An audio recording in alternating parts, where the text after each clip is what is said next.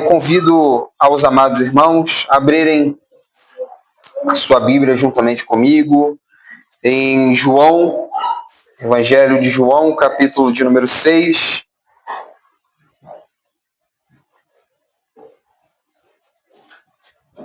Verso de número 16, leremos até o verso de número 40. Dessa vez, eu transmitia os textos longos do Gabriel para mim. Hoje eu vou ficar com o texto mais longo. João, capítulo de número 16, leremos do verso de número 16 ao verso de número 40. Lembrando que nós estamos fazendo a exposição dentro do Evangelho de João. Nós, quem? Marcos, Gabriel, eu, Igor, Lucas, estamos fazendo a exposição. O pastor está fazendo uma exposição em outra carta, né? Na carta de Paulo aos Coríntios. E nós estamos, pela graça de Deus, conduzindo por aqui. João, capítulo de número 6, verso de número 16, diz o seguinte: ao descambar o dia, os seus discípulos desceram para o mar. E tomando o barco, passaram para o outro lado, rumo a Cafarnaum. Já se fazia escuro e Jesus ainda não vieram ter com eles. E o mar começava a empolar-se, agitado por vento rijo que soprava. Tendo navegado uns 25 a 30 estádios, eis que viram Jesus andando por sobre o mar, aproximando-se do barco, e ficaram possuídos de temor. Mas Jesus lhes disse: sou eu, não temais. Então eles, de bom grado, receberam, e logo o barco chegou ao seu destino. No dia seguinte, a multidão que ficara do outro lado do mar notou que ali não havia senão um pequeno barco, e que Jesus não embarcara nele com seus discípulos, tendo estes partido sós. Entretanto, outros barquinhos chegaram de Tiberíades, perto do lugar onde comeram o pão, tendo o Senhor dado graças. Quando, pois, viu a multidão que Jesus não estava ali, nem seus discípulos, tomaram os barcos e partiram para Cafarnaum à sua procura. E tendo-o encontrado no outro lado do mar, lhe perguntaram: Mestre, quando chegaste aqui? Respondeu-lhes Jesus: em verdade vos digo, vós me procurais não porque vistes sinais, mas porque comeste dos pães e vos fartastes. Trabalhai não pela comida que perece, mas pela que subsiste para a vida eterna, a qual o Filho do Homem vos dará.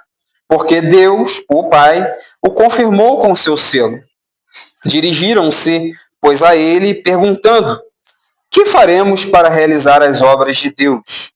Respondeu-lhe Jesus: a obra de Deus é esta, que creais naquele que por ele foi enviado.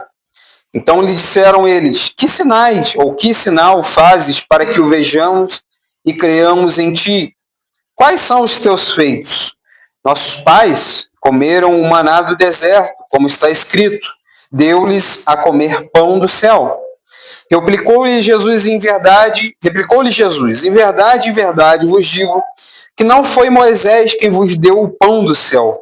O verdadeiro pão do céu é o meu Pai quem vos dá. Porque o pão de Deus é que desce do céu e dá vida ao mundo. Então lhe disseram: Senhor, dai-nos sempre desse pão. Declarou-lhe, porém, Jesus: eu sou o pão da vida. O que vem a mim jamais terá fome, e o que crê em mim jamais terá sede.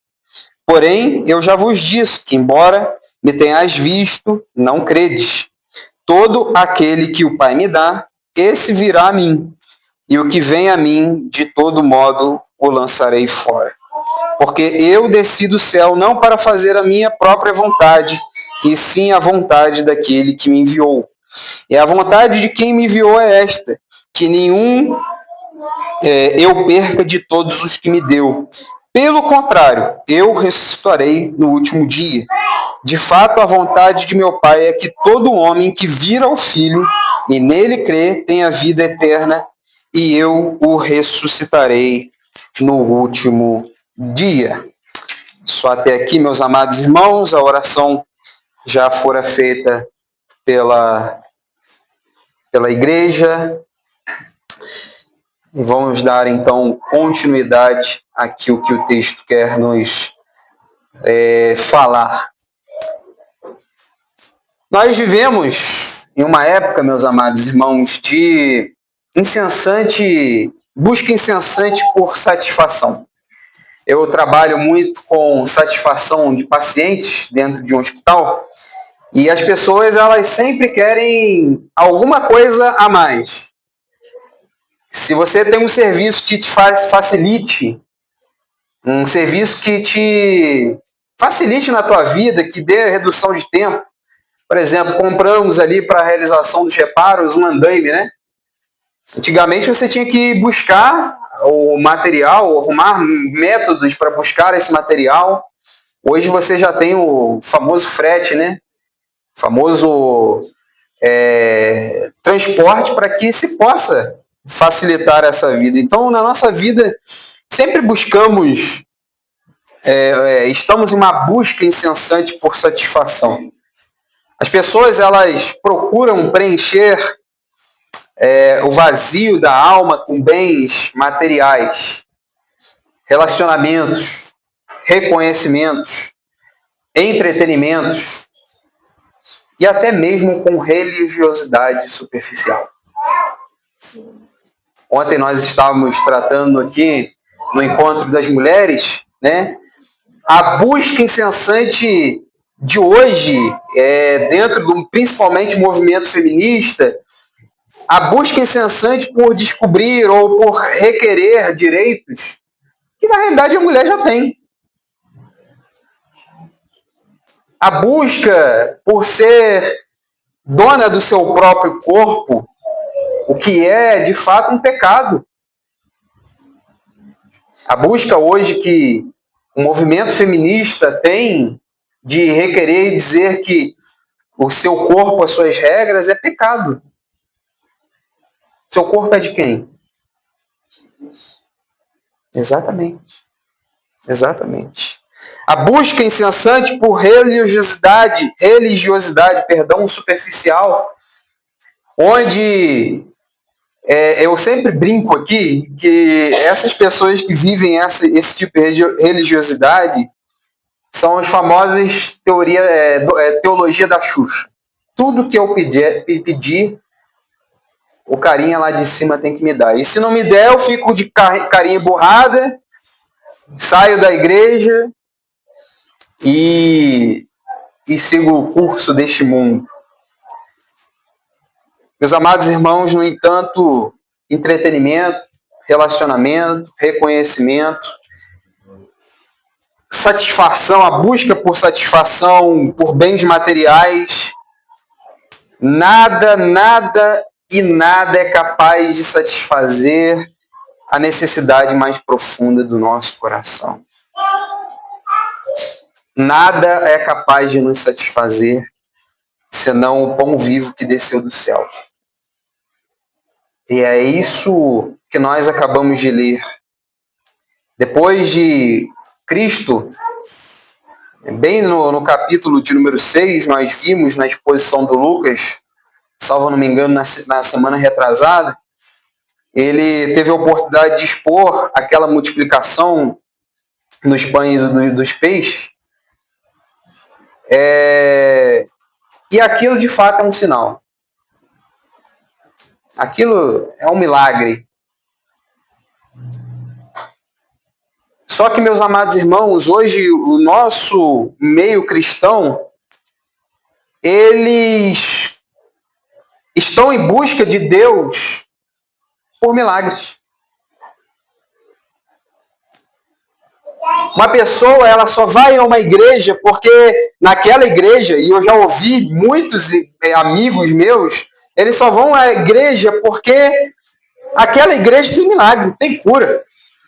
Lá o pastor tem uma palavra forte, tudo que ele fala acontece. Só que os milagres, eles atestam para que, de fato, Cristo seja reconhecido naquele tempo como Messias. Porque quem mais poderia, segundo os profetas, realizar milagres, ressuscitar, realizar modificações dentro do espectro natural das coisas, senão o próprio Cristo, aquele o prometido? Jesus, na realidade, naquele milagre, quis conduzir as pessoas a uma compreensão profunda acerca de quem ele é. Ele é o Messias. Ele é Deus. Ele é o Senhor que anda sobre as águas, como nós lemos aqui. Ele é o Senhor que realiza obras.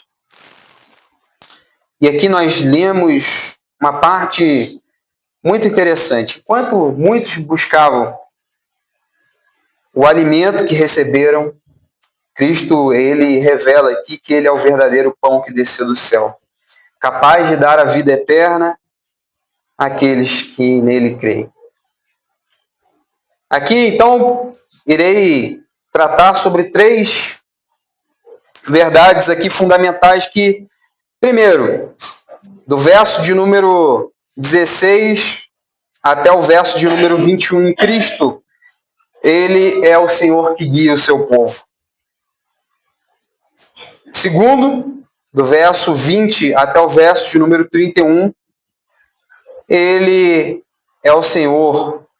Aliás, nós não devemos, melhor falando, buscar a Deus por motivações erradas, por intenções equivocadas.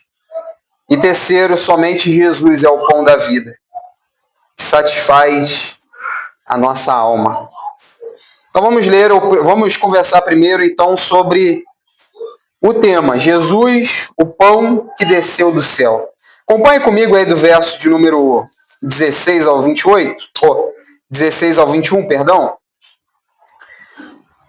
Ao cair da tarde, os discípulos entraram no barco e partiram em direção a Cafarnaum. Aqui, meus amados irmãos, o Evangelho de João não explica por que Jesus não foi com eles. Mas através de outros evangelhos, de outras passagens e outros evangelhos, por exemplo, Mateus, ele diz que Jesus foi orar. E é interessante, meus amados irmãos, o quão enfático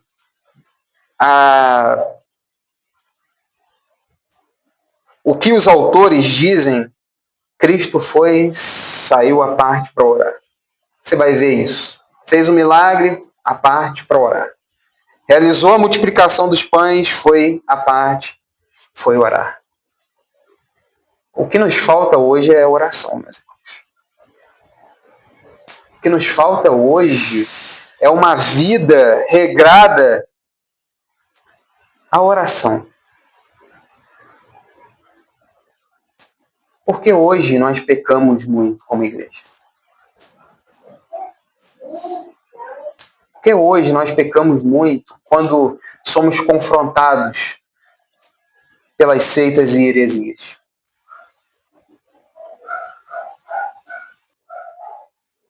E às vezes nós não sabemos nem como realizar o que nós chamamos de apologética, defender a nossa própria fé. Nós não lemos, nós não oramos, nós não buscamos ao Senhor. E por isso que muitas pessoas vivem uma religiosidade superficial. Porque elas não conhecem a quem elas dizem que creem. Elas não conhecem a Deus, não conhecem a sua santa palavra, não têm uma vida regrada em orar.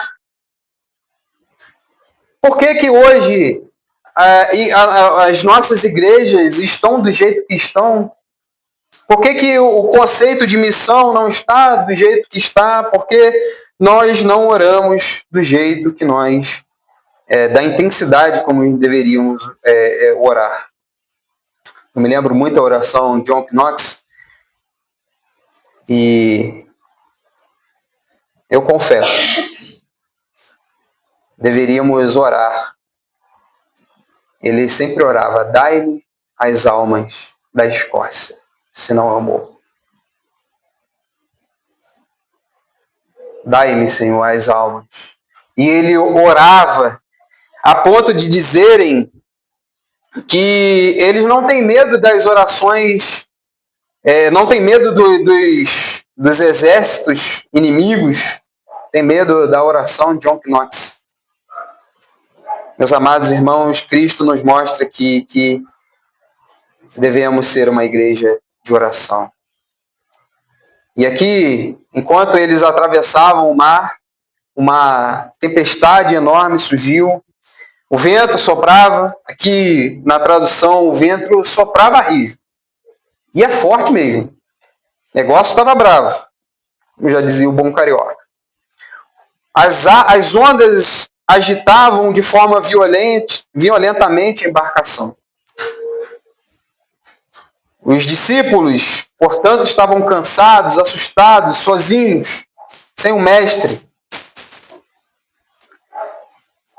Mas aqui Jesus ele anda sobre as águas. Cristo sabia exatamente aonde os discípulos estavam. Cristo ele conhecia a tempestade. Ele conhecia os medos daqueles discípulos. E ele caminha sobre as águas.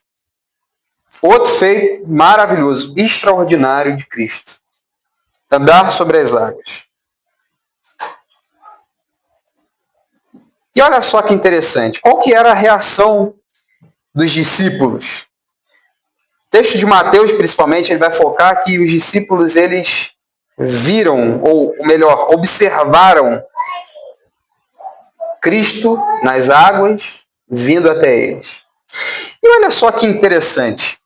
A palavra observar aqui, ela não é uma palavra somente de ele viu. Vou dar um exemplo melhor. Não tem quando nós vamos no ônibus, estamos no ônibus sentados, e aí para o ônibus, entra uma pessoa, eu já percebi isso, automaticamente as pessoas fazem o quê? Olham quem está vindo, depois abaixam suas cabeças e continuam fazendo o que estão fazendo. O termo aqui, observar, é olhar atentamente. Os discípulos olhavam atentamente para o mestre que estava sobre as águas. Olhando atentamente para o mestre que podia realizar e parar aquelas ondas.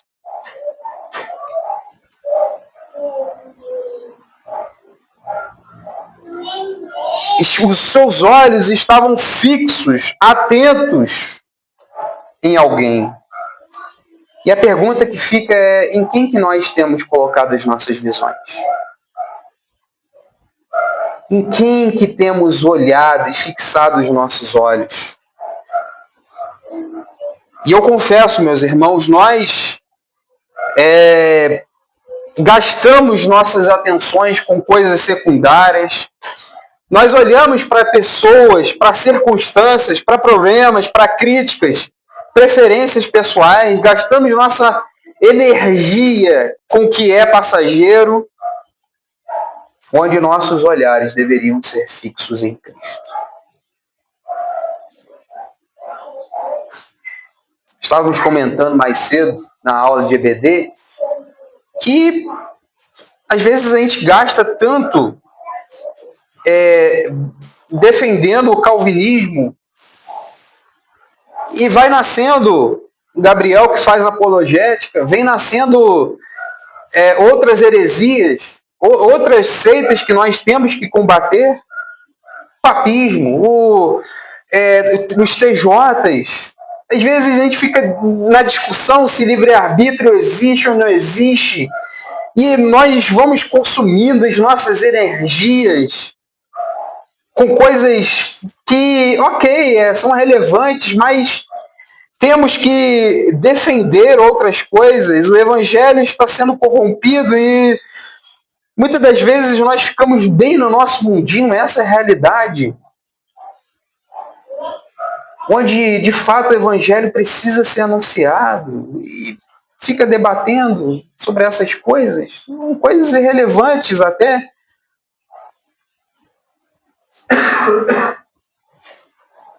Os nossos olhares, meus irmãos, devem estar fixos em Cristo, autor e consumador da nossa fé.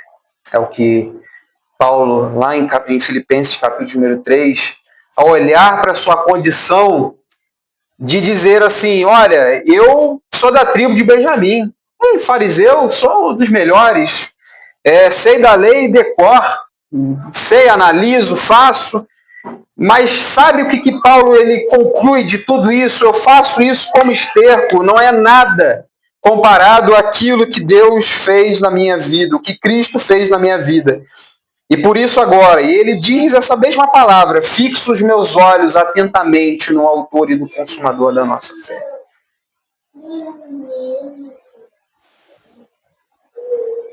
Devemos, assim como os discípulos, olhar fixamente para Cristo. Olhar fixamente para Cristo. E olha só que interessante. No decorrer do texto, qual é a resposta de Cristo? Não temas, sou eu. Esse sou e eu, ou eu sou, vocês vão verificar muito nas nossas exposições, que o texto de João, por si só, ele sempre vai utilizar sou eu, ou eu sou, justamente porque a ideia e a proposta de João, como nós já vimos, é de atestar a divindade de Cristo. De dizer, Cristo é Deus. Por isso que no primeiro capítulo ele já inicia falando que o Verbo estava com Deus. E o Verbo era Deus. Aqui é a mesma palavra que Deus diz a Moisés, eu sou eu que disse.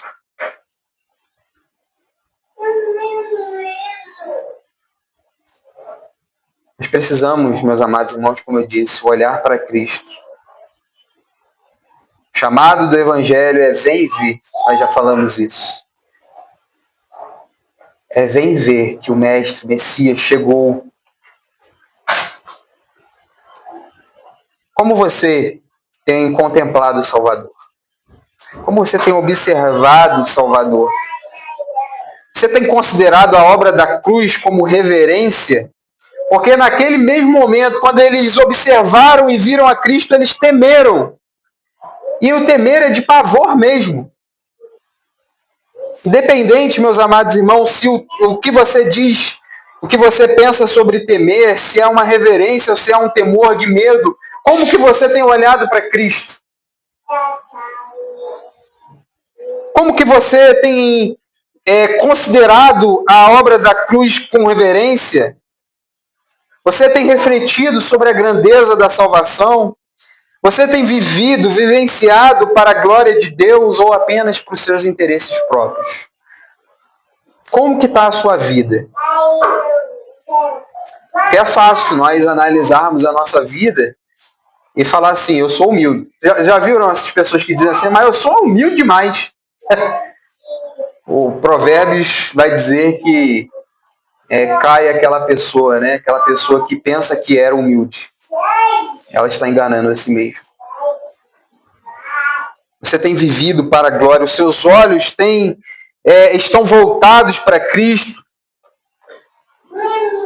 E o texto vai dizer que quando os nossos corações estão voltados para Cristo, os nossos olhos estão fitos em Cristo, encontraram paz e chegaram ao destino final. Quando nós contemplamos a majestade de Deus, sua graça, o poder, a paz de Cristo nos envolve com seu manto sagrado.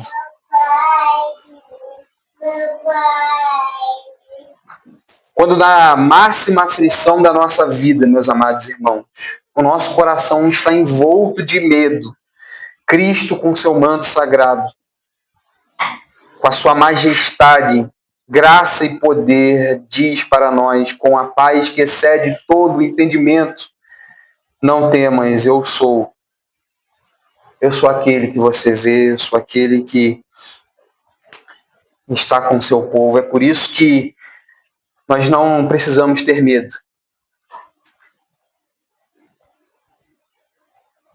Eu me lembro que quando era de uma outra denominação, eu tinha um certo receio, né? Que as orações no final era: se Jesus voltar essa noite, aí a gente já fica com medo, né, ô Marcos?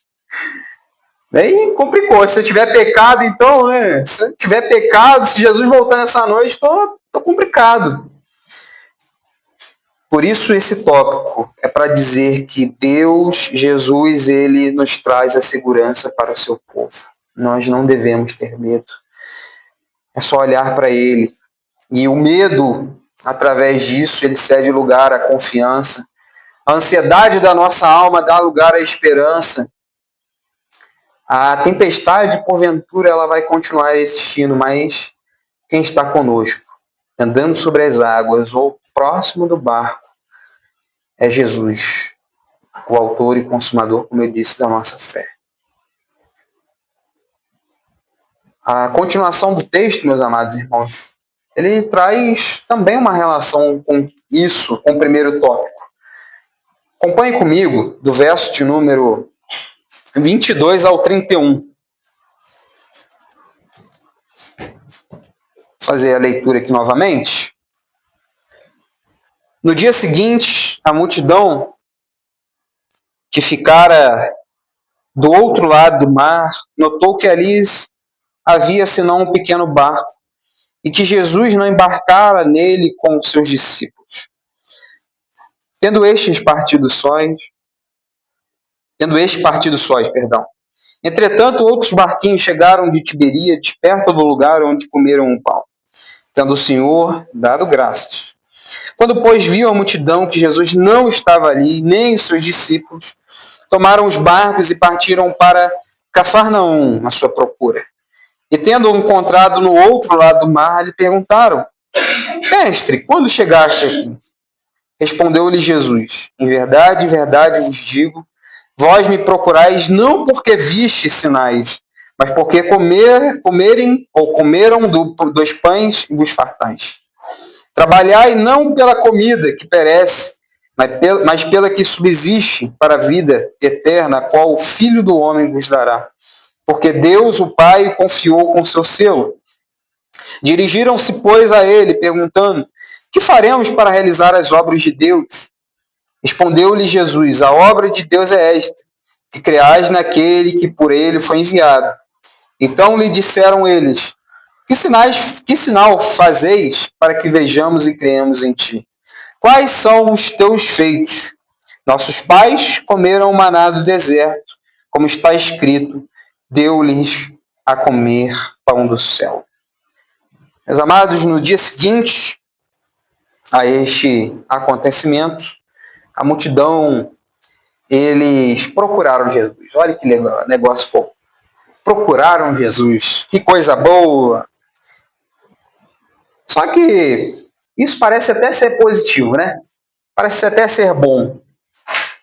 Mas Cristo conhecia os corações daquelas pessoas. As pessoas estavam procurando Cristo em Tiberíades foi para Cafarnaum. Aí em Cafarnaum encontra ali Cristo. E eles perguntam: Senhor, onde que o Senhor estava? Estava procurando você até esse exato momento, seus discípulos. Cadê o Senhor? Né? Cadê o Senhor? Onde que o Senhor estava? Cristo, sabendo dos seus corações, declarou: vós me procurais não porque viste sinais, mas porque comeste dos pães e vos fartastes. Aqui a intenção do coração daquele povo era evidente. Eles estavam procurando Cristo para que Cristo fizesse de novo o manifestar-se de novo, o compartilhar, o multiplicar dos pães. Eles não estavam interessados na figura de Cristo.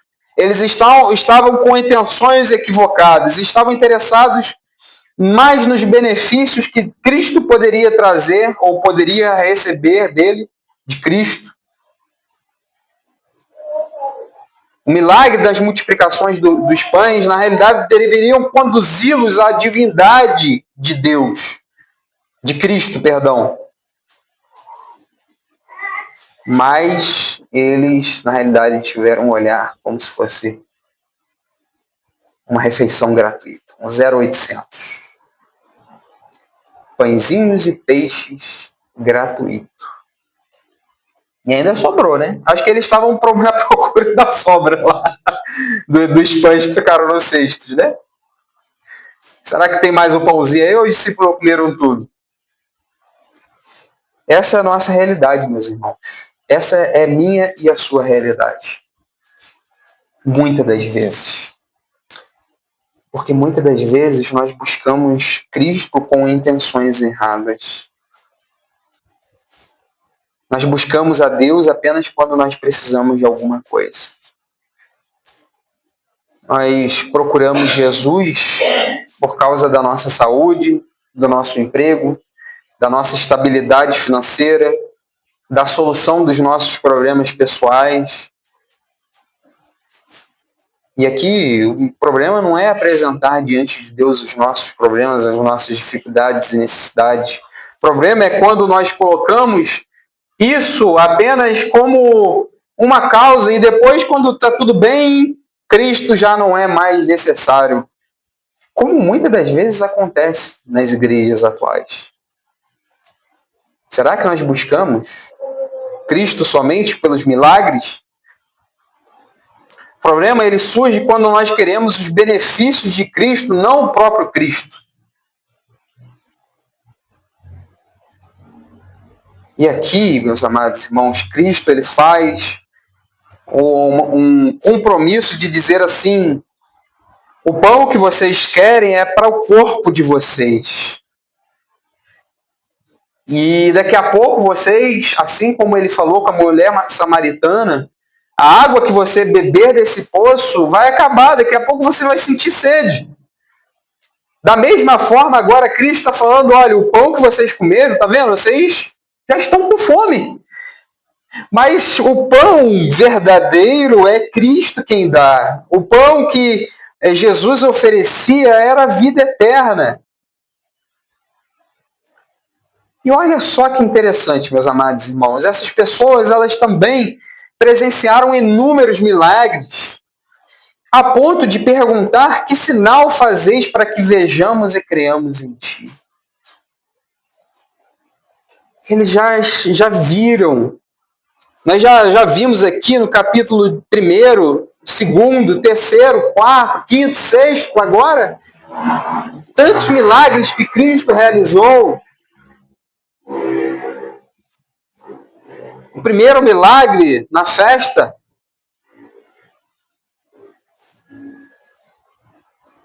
Mais atrás, no capítulo de número 5, ele cura o paralítico. Tantos milagres, e eles ainda perguntam: que sinal fazeis para que vejamos e creamos em ti, que tu és o Messias, que tu és o Senhor, o que lhe falta? E aqui, meus irmãos, ainda que Cristo mostrasse mais uma vez, eles não creriam, porque os seus corações estão com intenções erradas, equivocadas. A incredulidade, meus amados irmãos, humana é profunda. Eles haviam, melhor falando, testemunhado o poder de Deus, mas seus corações pareciam ou permaneciam endurecidos. E quanto a nós? Quantas vezes nós tratamos as coisas de Deus com banalidade? Quantas? Quantas vezes o culto é mais um culto? A ceia do Senhor se tornou apenas mais um comer.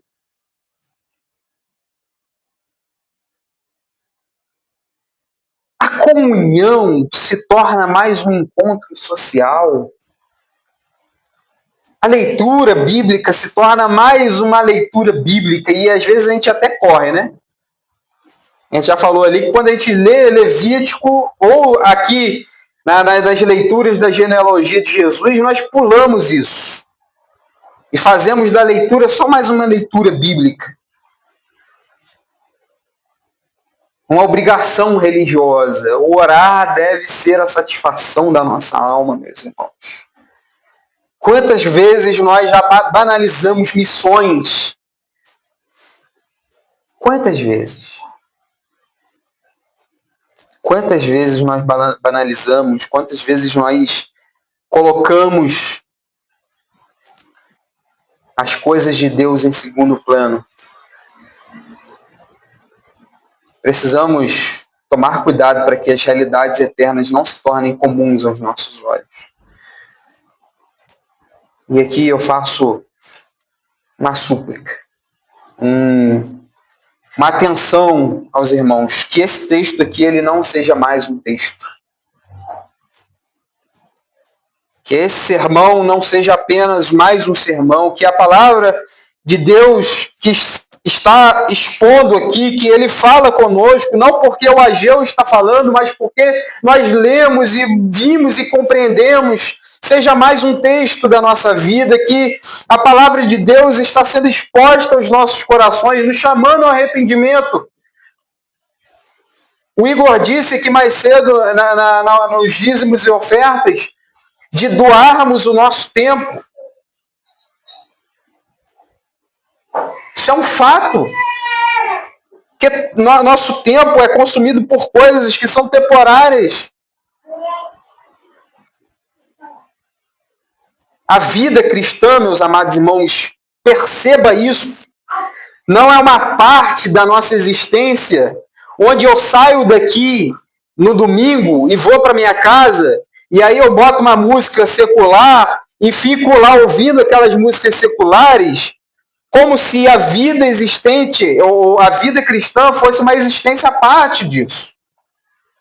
Eu entro no meu emprego, eu dispo, eu faço, retiro minha roupa de santidade e entro no meu trabalho como se fosse algo à parte da nossa vida cristã. Não faça isso. O nosso linguajar até muda quando a gente entra no trabalho ou quando a gente está num grupo social. Não deve existir isso.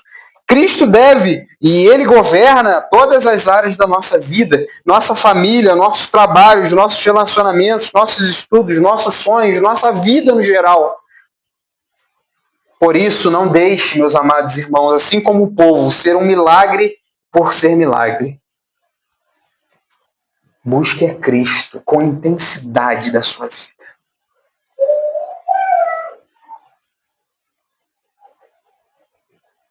O que mudou dos tempos de lá para cá?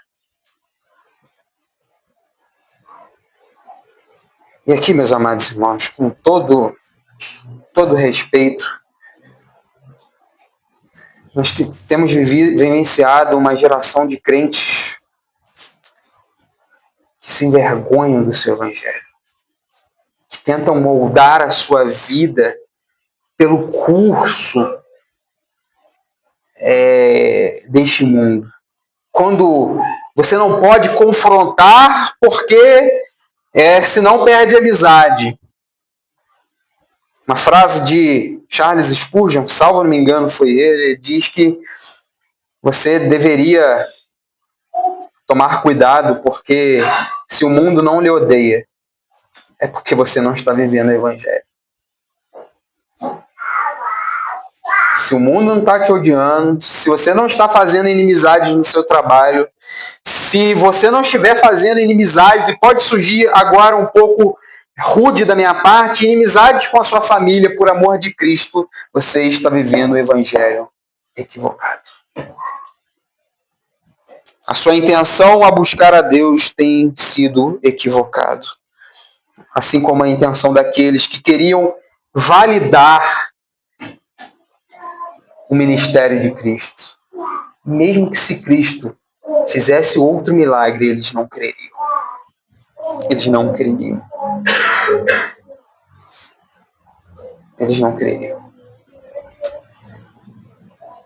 E como último ponto, Jesus agora, ele vai ler dos versos 32 ao 40, eu vou evitar fazer a leitura porque já fizemos. Ele vai falar que ele é o pão que dá vida. Não é sobre o pão físico, mas é sobre o pão espiritual. E aqui diante, daquela insistência do povo em poder produzir, em poder fazer vários questionamentos, eles citam Moisés. Olha que legal, Moisés. Não, mas porque Moisés disse, né? Moisés fez, e Deus fez lá, verso 31, nossos pais comeram maná do deserto, como está escrito, Deus lhe a comer o pão do céu. Cristo aqui fala que não foi Moisés quem vos deu o pão do céu, o verdadeiro pão do céu é Deus quem vos dá. O verdadeiro pão do céu, ele é eterno e suficiente. O maná sustentou Israel temporariamente, mas Cristo sustenta eternamente. O maná alimentava o corpo, mas Cristo alimenta a alma. O maná, ele apontava para uma realidade maior. Cristo, portanto, é a nossa realidade. E aqui Cristo faz uma das mais importantes declarações. Eu sou o pão da vida. O que vem a mim jamais terá fome. E o que crê em mim jamais terá sede. Eu sou o pão da vida. Eu sou a água viva. O mundo, meus amados irmãos, oferece inúmeros substitutos para satisfazer o nosso coração. Todos eles falham. Todos. As riquezas, os sucessos, os prazeres, realizações pessoais não satisfazem a nossa alma. Cristo satisfaz a nossa alma. Somente Cristo pode reconciliar, somente Cristo concede. É por isso que, dentro da teologia reformada, somente Cristo ele pode fazer e pode realizar, somente Ele dá a fé, somente Ele quem nos salva, somente a Ele a glória, somente a Ele todo o domínio pelos séculos dos séculos, como diz João. Amém. Somente Ele pode satisfazer o nosso coração. É por isso que a primeira pergunta do nosso breve catecismo é: qual é o fim principal do homem? E a resposta: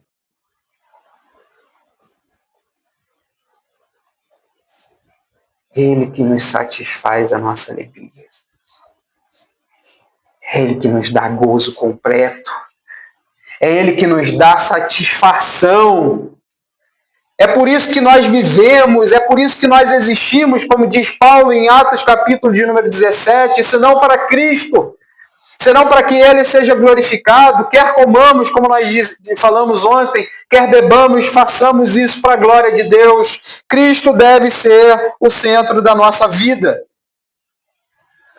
o centro do nosso coração. Não nós que somos o centro do coração de Deus, mas Deus é o centro do nosso coração.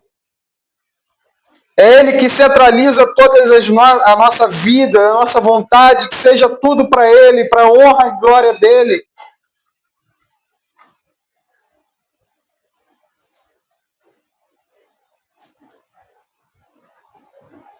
Esse texto também, meus amados irmãos, ensina uma verdade fundamental sobre a salvação. Primeiro, que ele afirma que todo aquele que o Pai me dá. Esse texto aqui é excelente. Calvinista adora muito esse texto, né? Todo aquele que o Pai me dá, esse virá a mim. E ele diz: eu sou o pão da vida. A iniciativa, então, da salvação, meus amados irmãos, aqui não precisa nem ter, é irrefutável esse texto. A iniciativa da salvação pertence a Deus. É Deus quem chama, é Deus quem convence, é Deus quem atrai, é Deus quem concede vida aos mortos espirituais, é Deus que nos dá segurança, e é por isso que a doutrina, do que nós chamamos de preservação dos santos, ou perseverança dos santos, ela não nos dá medo, nos dá segurança. Porque Cristo mesmo disse nesse mesmo texto que vem a mim, de modo nenhum lançarei fora. Olha só que promessa que nós, muitas das vezes, não nos seguramos. A promessa de que Deus, presbítero juvenil, segura na nossa mão. Irmã Marli, irmã Jandira, Cristo sustenta com sua destra fiel. E mesmo que a gente pensa como Asaf, do capítulo 79 do Salmo, as minhas mãos eu já estava a ponto de escorregar. Ele lembra, o Senhor me sustenta com destra fiel. Cristo não nos lança fora. Todo aquele que verdadeiramente vem a Cristo, é porque Cristo o chamou, o pegou pela mão. E ele diz com mais segurança ainda, olha só, que promessa valiosa. A vontade daquele que me enviou é esta, que nenhum eu perca de todos os que me deu. Cristo aqui está dizendo, eu não vou perder nenhum. Não perco nem um fio de cabelo. Porque a nossa esperança, meus irmãos, está naquele que nos atraiu. Não está na força da nossa fé, mas na fidelidade do nosso Senhor e do nosso Salvador. Paulo diz, na carta aos Coríntios, que eu seja infiel, mas que Cristo permaneça fiel, como Ele é fiel. Aquele que salva também preserva, aquele que chama também sustenta, aquele que começou a boa obra também a completará, como diz Paulo escrevendo aos Filipenses. Se agarre nessas verdades, meus irmãos, se agarre nesse texto, se agarre em Cristo, que os seus olhos contemplem o nosso Senhor e o nosso Salvador. E a pergunta, para terminar, por que você está buscando a Cristo? Quais são as suas intenções? Você está buscando apenas pelos benefícios que Ele pode oferecer? Você faz a busca, ou você o busca porque reconhece que Ele é o Senhor e Salvador da sua vida? Que Ele é a sua única satisfação? Que Ele é o único que pode conceder a vida eterna? Por que você busca a Cristo? Com 3 aplicações, concluo aqui. Primeira, meus amados irmãos, mantenha os seus olhos fixos em Cristo, o autor e consumador da fé. Que seus olhos sejam direcionados, fixos, assim como com grande temor aqueles discípulos, eles temeram a Cristo. E aqui, eles temeram de espanto. Temer ele com espanto mesmo.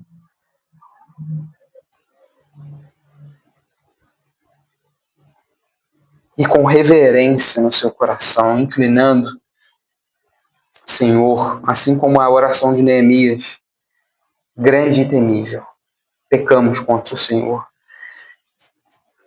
Livra-me de ter esse coração com motivações erradas, que eu busque o Senhor pelo que o Senhor é e não o que o Senhor pode oferecer. E em terceiro ponto, lembre-se, meus amados irmãos, de que Cristo é capaz de satisfazer a necessidade mais profunda da nossa alma. E por isso nós podemos descansar na segurança da nossa salvação, pois Ele nos fez promessas aqui lidas de formas grandiosas. E por fim, meus amados, viva de forma que Cristo seja o centro de todas as áreas da sua vida, para a glória de Deus. Como o Igor disse, saiamos daqui pensando nisso. Cheguemos amanhã, nosso trabalho de manhã, pensando nisso. Será que fazemos as coisas para a glória de Deus? Que Deus nos abençoe. Convido os amados a ficar de pé. Já passo para o Igor. Vamos orar ao Senhor.